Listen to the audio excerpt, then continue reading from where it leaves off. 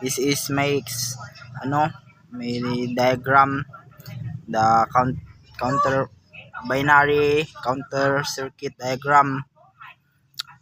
Wala akong sir, wala akong breadboard, kaya itong muna mga components lang nandito sir.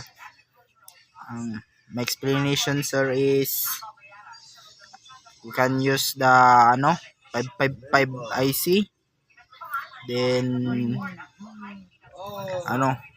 744040,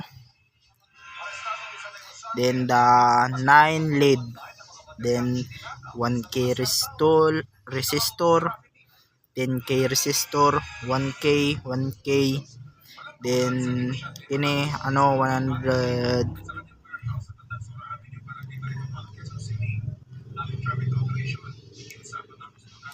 UF na, then ito is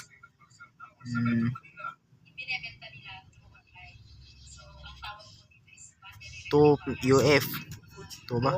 Yes, 2. Then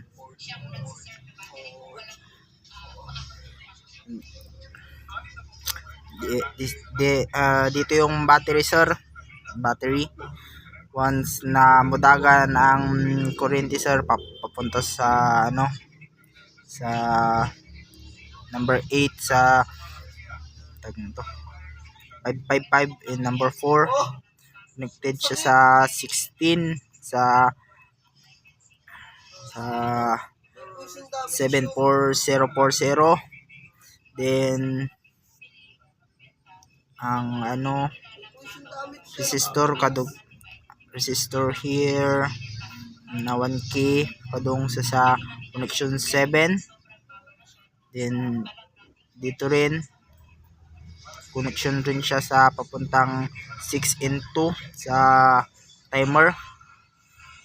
Then once na pumunta siya dito sa timer sir, ang 3 is siyang mo signal sa clock. Once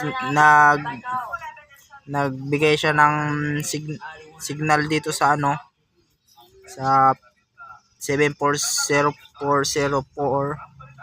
ay baliktad, 744040, muran na siya tong by code.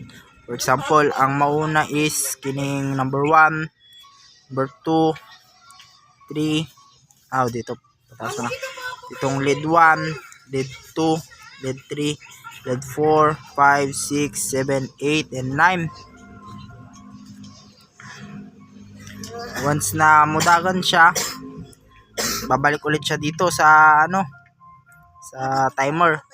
Then a few seconds or something 3 or mo run ulit siya, magbibigay siya ulit ng signal para mudagan or